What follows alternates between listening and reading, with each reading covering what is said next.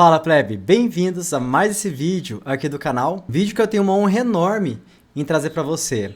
É a palestra do Anarcópolis 2024. Se é a sua primeira vez aqui no canal, eu sou o Tuxê Nunes e me dedico semanalmente a te trazer ferramentas, pessoas, técnicas para você conseguir viver uma vida mais autossuficiente, mais autossustentável, de forma mais independente do sistema que nos aprisiona. Esse vídeo vai te ajudar muito a entender a dimensão de todo esse projeto. Se você quer participar do Anarcópolis no ano que vem, 2025, já começou a pré-venda. Eu super recomendo. E também nós temos a newsletter aqui do canal, Homesteaders Brasil Vida Off-Grid. Todo sábado, 11h30 da manhã, eu te envio um artigo aprofundado sobre algum aspecto da vida off-grid. Não tem nenhum custo a newsletter, o link está sempre aqui embaixo do vídeo.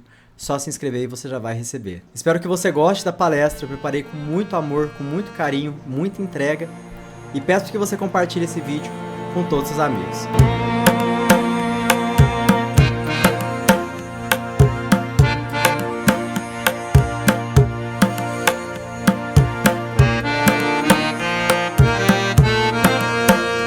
Permacultura, Tuxê Nunes, autossustentável. Tá gravando aqui? Tá. Beleza. Som. Fala pessoal, bom dia. Galera, tem muita coisa que eu quero passar, muitas ferramentas, muitos conceitos para quem não está familiarizado, entender como que você pode ter uma propriedade mais autossuficiente. Então assim, cada um desses conceitos é material de estudo de uma vida inteira, de várias pessoas muito competentes, pessoas apaixonadas aí por esse assunto. Então dá para a gente aprofundar em tudo isso. Só que eu vou dar uma pincelada geral sobre as ferramentas, ao invés de aprofundar nelas, para depois a gente poder bater um papo sobre isso. Bom, eu sou natural de Uberlândia, Minas Gerais. Naquela ânsia, né, de ter um sucesso profissional, eu meio que me perdi um pouco, me desconectei de mim mesmo. E quando veio a pandemia, eu estava muito preocupado apenas em ser um cara bem sucedido ali financeiramente, e não estava olhando para o que realmente eu queria entregar para o mundo com um propósito de vida. E aí, eu já tinha estudado um pouquinho sobre permacultura e agroecologia antes da pandemia. Quando veio a pandemia, eu tive a oportunidade de voltar àquilo, fez sentido, e eu falei assim, cara, eu quero me testar, eu quero ir para algum lugar, quero viver isso na prática, e foi isso que eu fiz. Então, eu tinha um dinheiro guardado, e aí eu fui morar no Ecovila, a gente... muito comunista nesse meio, então foi complicado porque eu tinha que não falar o que eu precisava falar, só que ao mesmo tempo eu estava lá para viver aquilo. E a gente, quando ia almoçar ou tomar café da manhã, ia na lavoura, buscava comida, descascava, fazia as coisas, e eu vi uma outra forma de levar a vida. E aí, como eu me expus a isso, eu me amarrei, falei assim, cara, gostei, é isso realmente que eu quero, só que com uma pitada de empreendedorismo, com uma pitada de tecnologia também, que muitas vezes, quando a gente vai nesses meios eco-village, de permacultura e tal, o pessoal, antigamente eram mais avessos, sabe? Mas bom, o que é permacultura? Permacultura foi uma tese de TCC do David Holmgren, e quem foi o professor que guiou ele foi o Bill Mollison. E na verdade eles estavam pesquisando primeiro como fazer uma agricultura permanente. E aí, estudando os povos ancestrais, eles descobriram que não era só uma agricultura permanente que eles tinham descoberto uma cultura de permanência do homem no mundo. E a essa cultura, né, a essa técnica, eles deram o nome de permacultura. A permacultura, basicamente, ela pede para ser permacultural, que você projete uma propriedade, antes uma coisinha. Basicamente, o que é permacultura? Permacultura é você projetar uma propriedade para ela te atender em água, alimentação, abrigo, energia, tudo. Então, uma técnica de design para você organizar esses elementos na propriedade e aí você ter isso tudo servido ali naquele ambiente. E para ser permacultural, no linguajar libertário, né, o que a propriedade precisa ser? Ela precisa entregar uma externalidade, sempre uma externalidade positiva. Então, a sua propriedade ela não pode gerar uma externalidade negativa para os vizinhos, para o entorno, ela sempre tem que gerar uma externalidade positiva. Então, a água que entra na sua propriedade, ou ela vai sair igual ela entrou, do jeito que ela entrou, ou ela vai sair até melhor do que como ela entrou. Então, basicamente, eu vou organizar os elementos da minha propriedade. Cada uma dessas coisas aqui são um elemento. Então, galinheiro é um elemento, composteiro é um elemento, agrofloresta é um elemento. Então, por exemplo, eu produzi na minha agrofloresta, na minha plantação. O que é resíduo ou produto de um elemento, ele vai virar insumo do outro. Então, por exemplo, trouxe o que eu plantei e preparei aqui na cozinha. O que é resíduo da minha cozinha vai virar matéria-prima para o meu galinheiro. O que é resíduo do meu galinheiro vai virar matéria-prima para o meu biodigestor.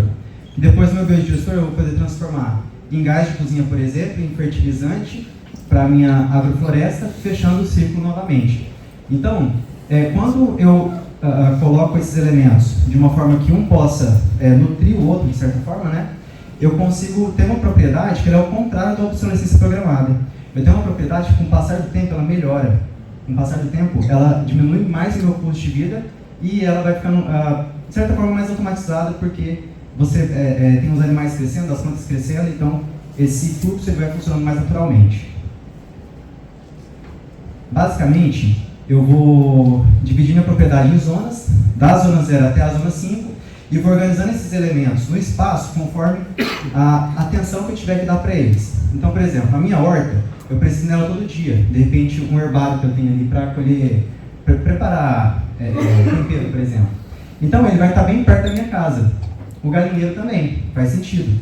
Agora, por exemplo, apiário ou cultivar cogumelo, eu não tenho que ir lá todo dia, então eu coloco ele mais longe.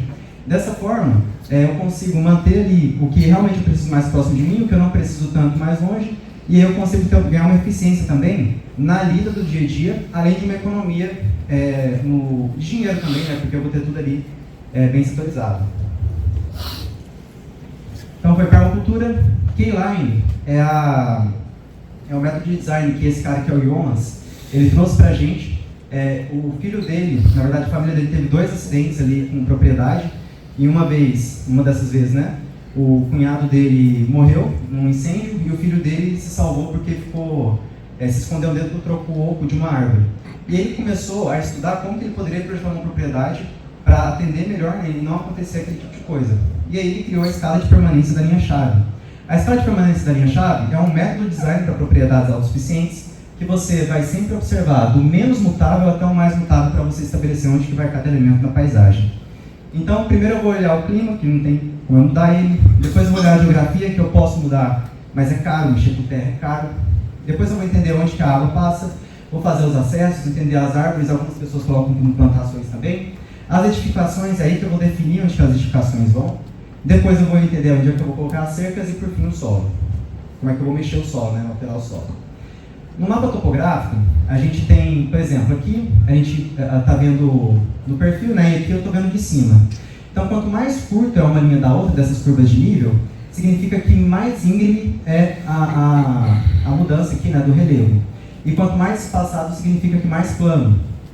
Então, quando eu vou desenhar no método de linha de permanência da linha-chave, da escala de permanência da linha-chave, eu vou sempre buscar esses pontos onde eu tenho um espaço maior entre essa curva de nível.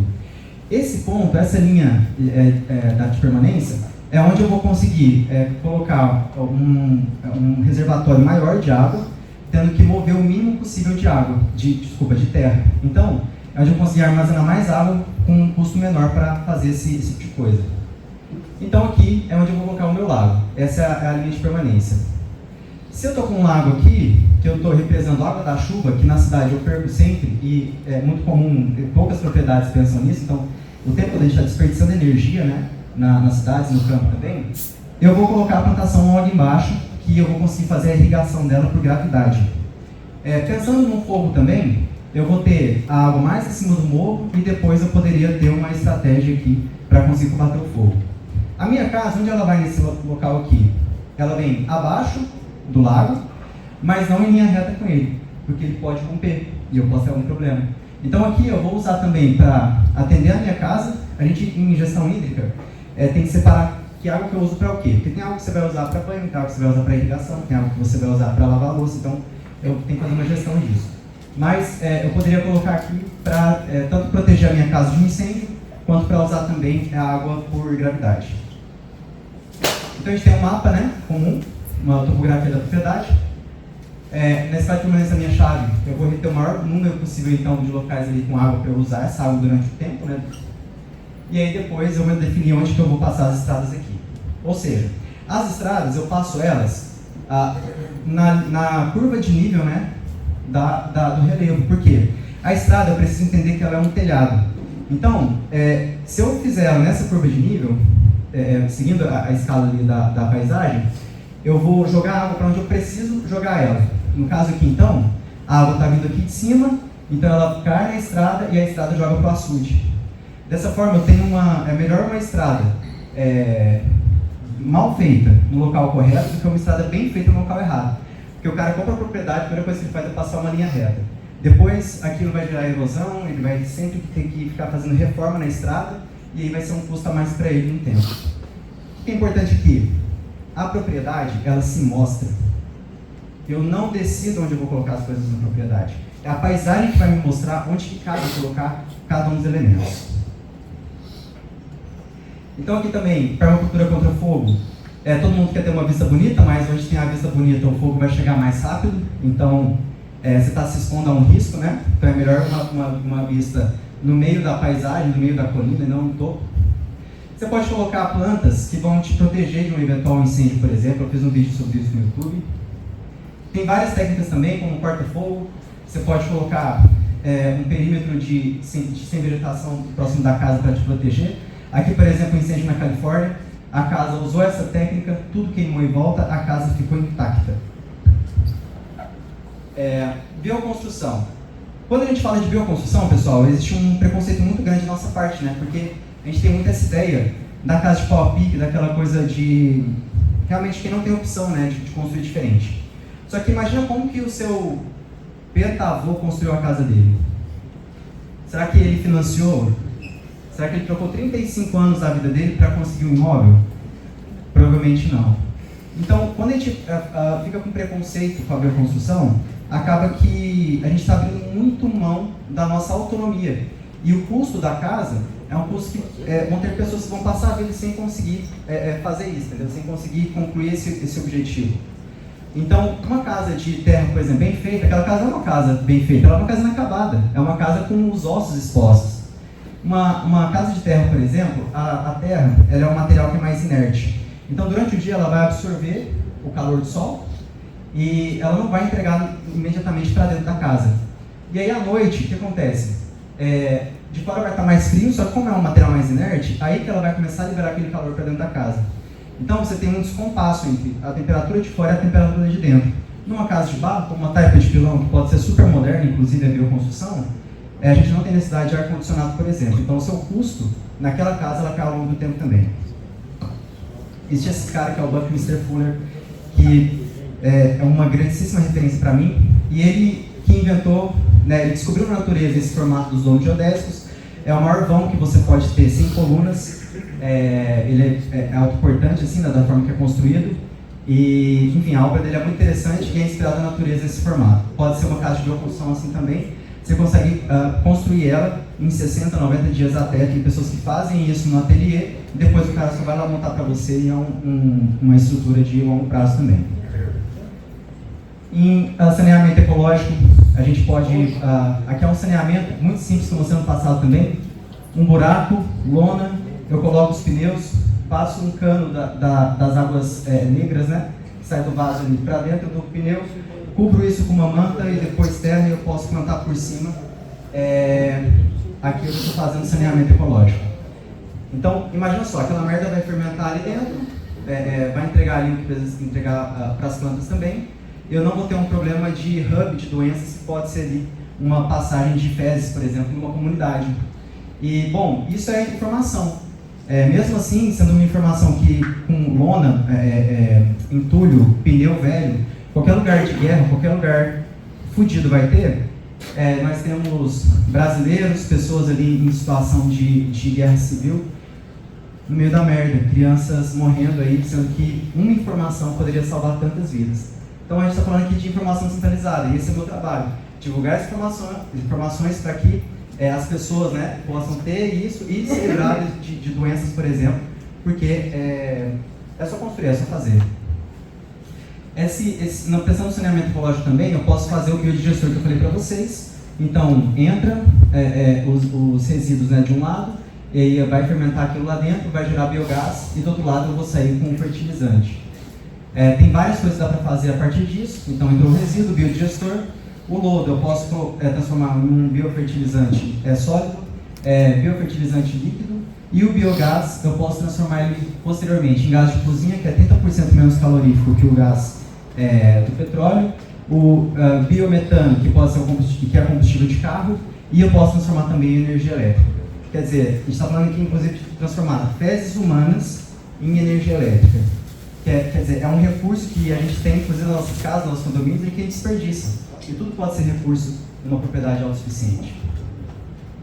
Esse aqui é um desenho do Jean Pei, e ele propõe uma pilha de compostagem. A compostagem, né, a fermentação, ela esquenta muito. Então, a água, o cano pode passar por dentro daquela pilha, aquela água vai esquentar até 60 graus Celsius, tá? E aqui é um experimento de um cara, infelizmente eu não coloquei o vídeo, mas ele está tomando banho na neve. Aqui é a pilha de compostagem, e ele está tomando banho quente na neve, com essa técnica. Na agroecologia, a natureza, ela tem uma dinâmica dela, né? E o que eu preciso entender? Eu preciso entender que a natureza ela é perfeita, então eu preciso entender a dinâmica dela para poder acelerar a dinâmica dela. Então as plantas elas vão gerar ali, vão fazer a fotossíntese, né? Joga a glicose que vai ser gerada na folha para a raiz, vai trocar ali com as bactérias e aí ela vai se desenvolver. A planta ela se amarra em fazer fotossíntese, então ela quer fazer fotossíntese, tal, vão competir entre elas, gera ali um grande telhado na floresta, né? O dossel das árvores ali. E aí isso vai permitir com que dentro da floresta uma vida mais delicada possa se desenvolver. Estou falando de bactérias, estou falando de plantas que não podem receber o sol direto e também de insetos. Então aqui eu consigo ter um ambiente com um clima mais ameno, né? Porque ele vai estar protegido do sol direto. 1% do sol que bate numa floresta, apenas 1% bate direto no chão. Então aquele ambiente não vai evaporar a água rapidamente. E de todas as gotas, né, de uma chuva que cai na floresta, apenas 1% também bate diretamente no chão. As gotas batem nas folhas, escorrem pelos caules e aí ela chega no chão. Ou seja, toda aquela vida está protegida. Então vai evitar lixiviação também. Quando eu pego essa lógica e vou aplicar na agroecologia, tem várias coisas que a gente poderia aprofundar, tá? Mas só para entender, eu vou começar a trabalhar com consórcios. Existe um consórcio muito famoso, que é um consórcio pré-colombiano chamado MILPA, que é a união de milho com abóbora e feijão. O milho ele cresce para cima, o feijão vai usar o milho para trepar nele e gerar mais vagem ali, né? Produzir mais. E a abóbora é uma planta forrageira que vai cobrir o chão. Então eu vou estar com o meu chão protegido do sol direto e da chuva, e vou ter 3 safras ao invés de uma só. O feijão ele também captura muito nitrogênio da atmosfera e ele joga esse nitrogênio para o solo, e o milho é uma planta exigente em nitrogênio. Então elas se ajudam na arquitetura delas, elas se ajudam quimicamente, e até se a gente olhar do ponto de vista do prato, milho é rico em carboidratos, feijão é rico em proteínas, e a abóbora é rica em vitaminas, eles também são complementares. Muitas vezes também a gente vê o eucalipto, o pessoal fala, o eucalipto seca o chão. Não, o eucalipto ele exige água, mas ele vai até o lençol freático buscar água. Então na agrofloresta, a gente costuma ver o eucalipto como uma bomba d'água. Ele vai bombear a água lá do subsolo, vai jogar para cima. E a bananeira, por exemplo, muitas vezes a gente coloca ela como uma caixa d'água. Então, eu bombeio a água com o eucalipto, eu uso a bananeira como uma caixa d'água e eu consegui beneficiar o meu mamão. Aqui, dá para colocar as duas juntas? Dá, você vai plantar junto. Aqui é uma monocultura, só uma planta. Aqui é uma floresta, então está tudo junto e misturado. A agrofloresta, eu vou ter uma dinâmica entre um e outro. Então eu vou ter o consorciado, eu vou estar mais próximo da biodiversidade da floresta, porque biodiversidade é economicamente interessante. Eu estou diminuindo o custo de fertilizante, eu estou diminuindo o custo de pesticida, justamente porque eu estou trazendo equilíbrio ecológico para a minha produção de alimento. Pegando em fertilizante, em pesticida, laranjeira atrai muito pulgão. Aí eu, na lógica da agroecologia, eu vou olhar para a natureza e falar assim, cara, qual que é o predador natural do pulgão? O predador natural do pulgão é a joaninha. Como que eu vou atrair joaninha? Eu vou plantar alface. A alface atrai joaninha, então ao invés de produzir só laranja, eu consigo produzir laranja e alface para corrigir meu problema com pulgão. Existe a possibilidade também dos bioinsumos. Que é o bioinsumo? É você multiplicar um fungo, por exemplo, ou um inseto para usar numa monocultura. Então, algumas empresas fazem isso, aqui o camarada está multiplicando esses micro-organismos, e tem empresas também que já vendem direto um inseto para você colocar na monocultura. E você pode também fazer um bocache e multiplicar o bocache para nutrir o solo, por exemplo. Então, imagina, um bocache pode virar insumo para centenas de hectares de plantação. Aqui é uma foto, por exemplo, do Gabriel Kucinik, do Rio Grande do Sul. Ele produz mais de 100 hectares de trigo, ele usa bioinsumos, os insetos são super bem-vindos na plantação dele. Você já viu uma plantação de monocultura que tem um monte de inseto e o proprietário está feliz com isso? Ele deixou de gastar 20 mil por hectare com insumo químico e com bioinsumo ele gasta 2 mil. Eu vou olhar para a natureza, vou entender os padrões da natureza e a partir disso eu vou conseguir trazer soluções autossuficientes para a minha casa. Quando a gente vê o modo da aranha fazer a teia dela, né? A aranha ela vai fazer a teia, vai pegar a presa e ela também vai capturar gotículas de água, especialmente do orvalho na teia. Ok, então se nesse sistema eu consigo capturar água, por que eu não posso usar isso então para capturar água para as pessoas? Que é um exemplo de um projeto na Etiópia. Então a lógica é a mesma, a natureza já me entregou como que funciona. Os cactos também fazem isso, por isso que eles sobrevivem no deserto. Então ele vai capturar o orvalho, né? Vai jogar o orvalho para cá, aqui tem um tanque. Dependendo do tamanho da torre, você pode conseguir reter de 25 a 95 litros de água por dia. Aqui mostrando como que fica embaixo ali. E todo o esquema, esse é open source, precisam de 6 pessoas e 4 dias para construir uma torre dessa. Quando a gente fala de energia, e a gente olha de um ponto de vista histórico, você tem, por exemplo, a Companhia das Ilhas Orientais. Tem algumas pessoas que dizem que foi a maior empresa de todos os tempos, holandesa. Por que a Holanda teve a maior empresa de todos os tempos? Se a gente for parar para analisar, foi porque eles eram os mestres no moinho de vento. Então eles conseguiam produzir muitos navios. Depois a gente tem a hegemonia do Império Britânico, que tinha o domínio ali do motor a vapor. Depois, petróleo com os Estados Unidos, nuclear, no caso dos soviéticos, com os Estados Unidos e tal. Eu quero trazer o seguinte: se você não tiver soberania sobre a sua energia, você não tem soberania sobre nada. É básico. Não adianta nada você saber de Bitcoin e morar num apartamento e não gerar sua própria energia. Outras formas de gerar energia também, por exemplo, eu posso usar a turbina Pelton, desviar um pequeno recurso ali de um curso d'água para gerar energia dia e noite. Então, como que ela faz? Ela não vai precisar daquele desperdício da usina centralizada. Ela vai usar, eu vou ter um cano maior, eu vou diminuir as polegadas dele, até chegar aqui eu tenho uma pressão muito grande e eu consigo produzir bastante energia com uma vazão pequena. Existem vários projetos open source. Você consegue fazer uma turbina de geração de energia hidráulica com $50 de graça no YouTube. Tem muita coisa legal para as pessoas aplicarem nas propriedades delas. Os custos das propriedades rurais são uma pechincha perto do que as pessoas pagam em apartamento, que ela vai ter que estar o tempo todo levando energia lá para dentro, e vai estar muito mais limitado do que ela pode fazer. Então, a pessoa fala, eu não saio da cidade porque a cidade é onde tem oportunidades. Pô, com a internet, quais oportunidades que você tem na cidade que você não tem no campo? No campo você tem muito mais oportunidade até do que você pode fazer, como eu estou mostrando aqui pra gente. E bom, para encaminhar aqui para o nosso final, pessoal, eu quero trazer um conceito filosófico muito importante. Esse daqui é o Marshall McLuhan. Ele é um cara muito famoso por falar que o meio o meio é a mensagem é o meio, algo assim. Mas o que eu quero trazer dele é esse pensamento, que o homem cria a tecnologia e a tecnologia recria o homem. Então, a partir do momento que você aprende a viver com o celular, você depois vai precisar do celular para continuar, para fazer suas atividades e tudo. Então, primeiro a gente cria essa tecnologia e essa tecnologia muda a gente de alguma forma e a gente vai ser aquela pessoa com aquela tecnologia dali para frente. E o Pierre Levy, ele faz uma associação da tecnologia de comunicação com as eras das civilizações, né? Então, primeiro, a gente tinha uma tecnologia oral. E por isso eu tinha uma sociedade tribalizada. Depois, quando eu passo a ter escrita, eu passo a reter o conhecimento por gerações e também consigo levar isso numa distância muito longa, e aí eu começo a ter o período, né, as civilizações das grandes religiões e também dos grandes impérios. Depois, com a vinda da Prensa de Gutenberg, eu saio desse estado aqui de grandes religiões e grandes impérios, e eu venho aqui para os impérios e o começo dos Estados-nação. Depois, a civilização muda de novo, quando eu venho com a tecnologia de comunicação de massa. Então, venho primeiro com o cinema, depois rádio e TV, e aí já tenho essa outra configuração de civilização, que são os Estados-nação. Bandeiras, mais como a gente conhece hoje.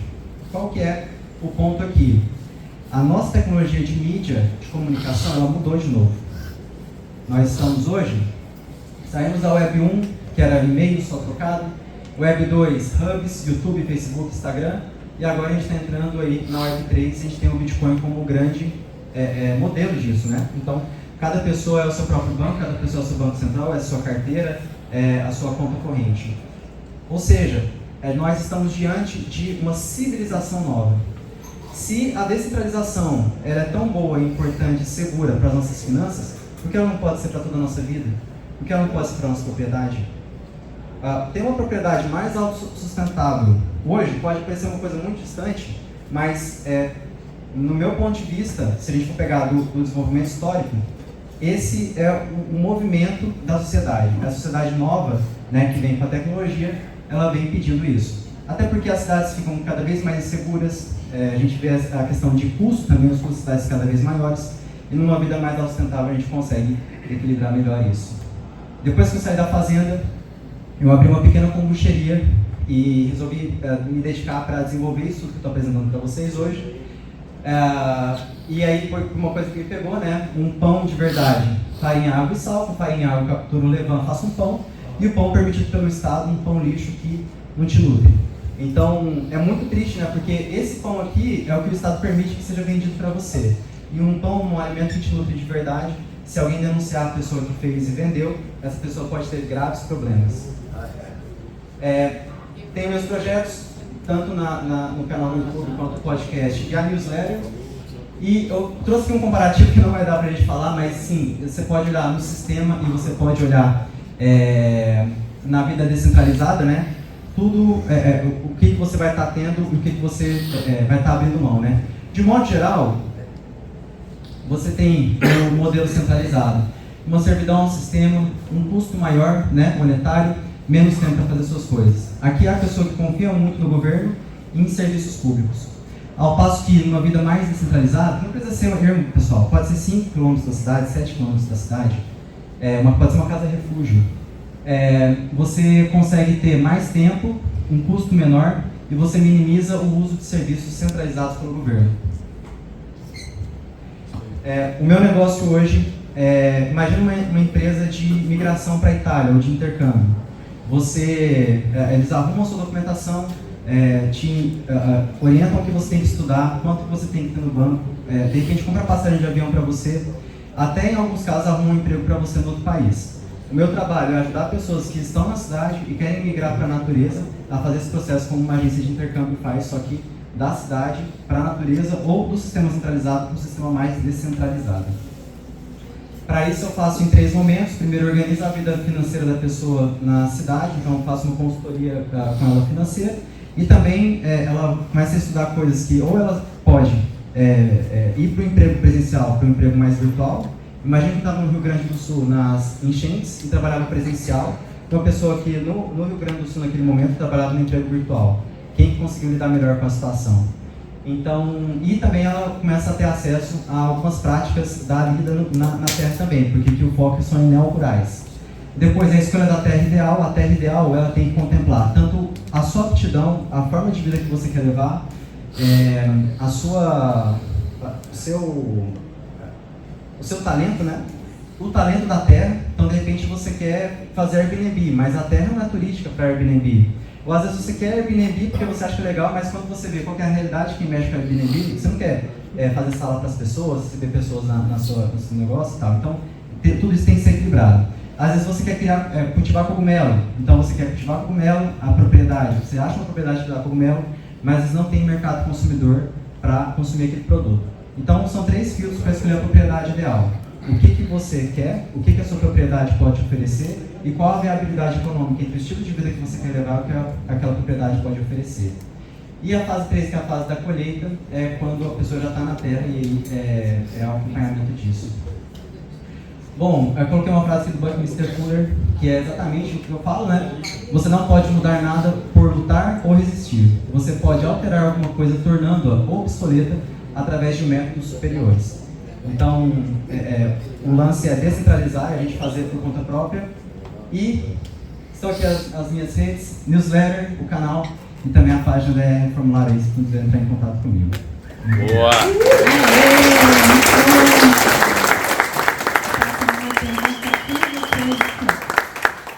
Só para deixar claro que o libertarianismo é isso daqui, tá? É muito bom isso. Eles não salvaram o mundo. Volta lá.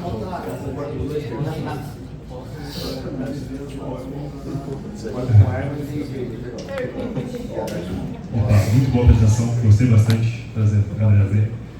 Então, sobre a questão da água e da energia, eu fiquei na dúvida, por que não é recomendado, por exemplo, poço artesiano ou painel solar, por exemplo? Não é recomendado, só que você precisa ter várias estratégias. Então, por exemplo, você não vai ter só o poço artesiano. Você vai também aproveitar a topografia da propriedade para reter mais água da chuva, por exemplo. O poço você vai tirar de baixo, né? Você pode ter alguma estratégia também para jogar a água, sei lá, que passa num vale para cima do morro, para depois você reutilizar ela. Então, são várias estratégias que você precisa adotar, que é interessante você adotar. E aí, de cada reservatório que você criar, ou de cada estratégia, você vai entender também para que fim você vai usar. Se é para irrigação, se é para casa e tudo mais. E na questão da energia solar, é porque assim, é muito comum, né? Energia solar, fantástico. Hoje qualquer pessoa pode ter em qualquer lugar praticamente, menos num apartamento. Mas é interessante a gente pensar que existem outras formas também, entendeu? Então você pode gerar hidráulica, porque às vezes fica parecendo que hidrelétrica é só o Estado que pode fazer, e não é. Então é nessa perspectiva, sabe? Você pode gerar eólica também. Tudo isso precisa de um estudo, né? Precisa entender se faz sentido você... Porque cada sistema que você coloca na sua propriedade, você também vai ter que ter uma atenção com ele, você vai ter que gerenciar aquele sistema. Então, mas faz sentido você ter várias soluções diferentes aí para atender um mesmo fim, até porque em algum momento uma pode ter algum problema e você ficar sem aquele serviço, né? Você venha? Parabéns pela apresentação, Tuxê. Obrigado. Eu tinha duas perguntas. A primeira é meio técnica. Por que os pneus no esgoto? Eu não entendi se eles são um encanamento ou você usa eles como... O cano ele passa por dentro dos pneus. Ali é mais para proteger, para ter um espaço assim para aquele material mais viscoso ele ir acumulando. E o entulho ele é usado como uma mídia, né, que é para a colonização das bactérias. Então as bactérias elas vão se grudar ali naquele entulho e aí vai acontecer toda a parte da fermentação ali para tratar aquele resíduo, né? Mas o cano, o pneu é justamente para proteger do entulho entrar para aquela parte ali e tirar aquele espaço, entendeu? Ah, ok. E a segunda tem um tamanho ótimo de área para esse tipo de... ou qualquer pequeno sítio, maior sítio, quantos hectares, quantos metros quadrados você vê que dá para começar com isso? Cara, primeiro, se você tiver um quintal, já é melhor do que você estar no apartamento. Se você tiver uma propriedade de 1.000 metros quadrados, já dá para fazer bastante coisa. Se tiver de 5.000 metros quadrados, excelente. 1 hectare, fantástico. Acaba que assim, a terra ela é muito abundante, ela é muito produtiva, né? Então, às vezes a gente pensa de... Até porque, assim, por exemplo, agrofloresta.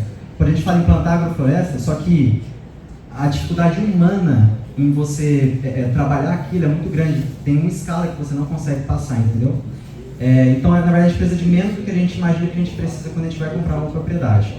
Depende muito, tá? O que você quer atender? Eu quero atender uma família, eu quero atender uma situação onde aconteça alguma coisa na cidade e eu consiga várias pessoas ficarem aqui numa boa.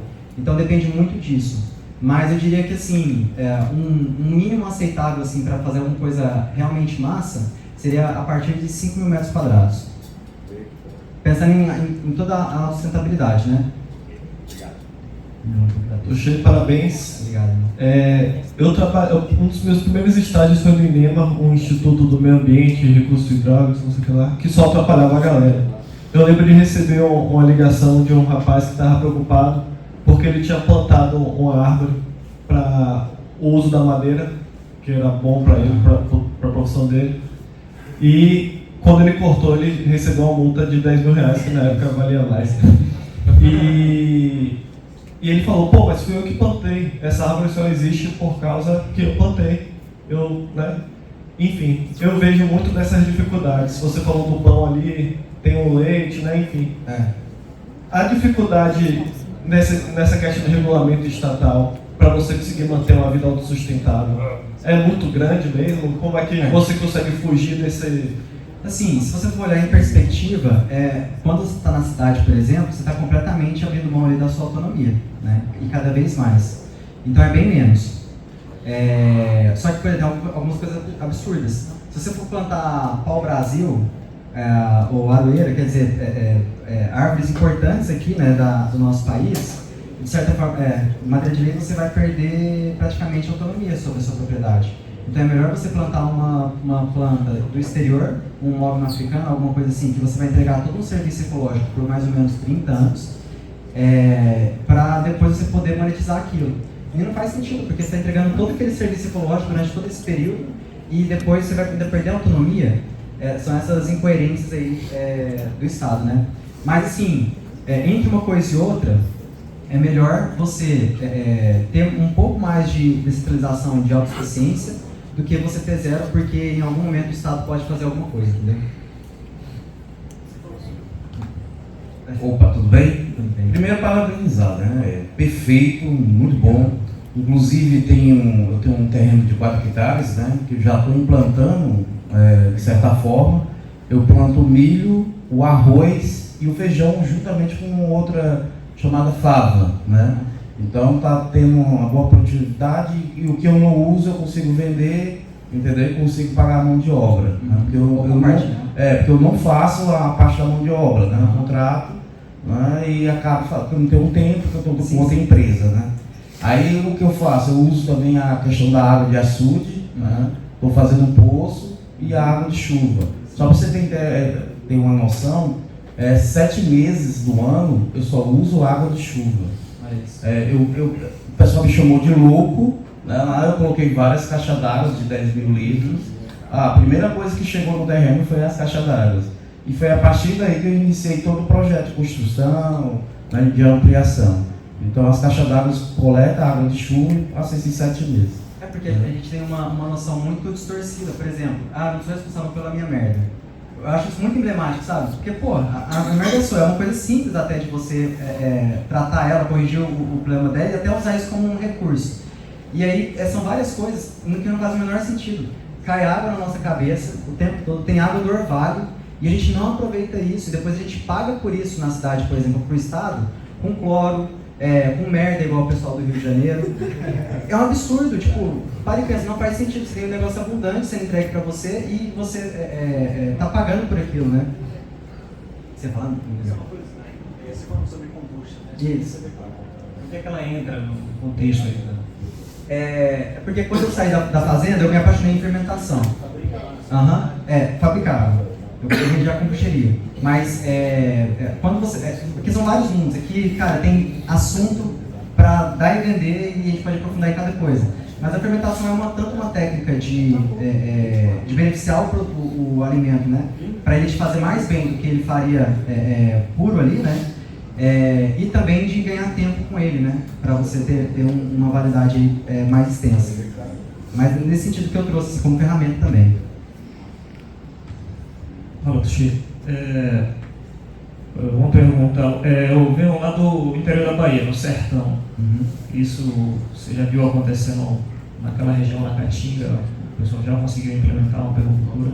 Show, com certeza. Tem ilhas verdes no Nordeste, de modo geral, o pessoal que pratica agroecologia. Então, dá para fazer, só que assim, você tem que priorizar a vegetação, né, as plantas daquele bioma, entendeu? Porque eles vão se adaptar melhor e aí depois você consegue evoluir isso também. Mas dá para fazer sim. Última pergunta. Bem curtinha a pergunta. A aquaponia também faz parte da permacultura. E para quem tem propriedade plana em uma ilha e com pouco espaço, existe um sistema ideal também? Não tem desnível, não tem água potável? Provavelmente você vai ter que ir por exemplo, você pode pegar a água do orvalho, como eu coloquei, ou você pode aproveitar a água da chuva, ou também furar poço, né? Agora sim, o relevo, ele traz tantas oportunidades que eu acho que é melhor você tá ali no pé da montanha, alguma coisa assim, para aproveitar as oportunidades que a gravidade traz, né, para a propriedade, do que você estar num local 100% plano, entendeu? Por outro lado, vai te trazer algumas outras oportunidades também. Tem como você projetar a propriedade permacultural para terrenos assim? Existe permacultura de todas as formas, terreno árido, terreno, enfim, úmido, vários conceitos diferentes, entendeu? Então tem como fazer sim. E com relação à aquaponia, na visão sistêmica da aquaponia, ela também é permacultural. Porque você está entendendo aquele sistema e aí está colocando o que ele precisa para produzir, tanto vegetal quanto proteína, né? Então, ele tem uma lógica permacultural. Beleza, é isso. Obrigada, Cristiano.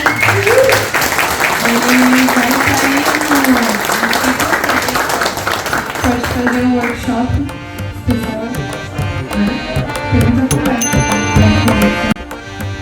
Obrigado por assistir o vídeo até o final. Seja você também um propagador de ideias e ferramentas que promovem a transição para uma sociedade mais autônoma, ética e descentralizada.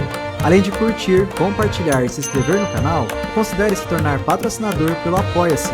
O link está na descrição. Mais informações sobre o nosso projeto, consulte os links que aparecem na tela.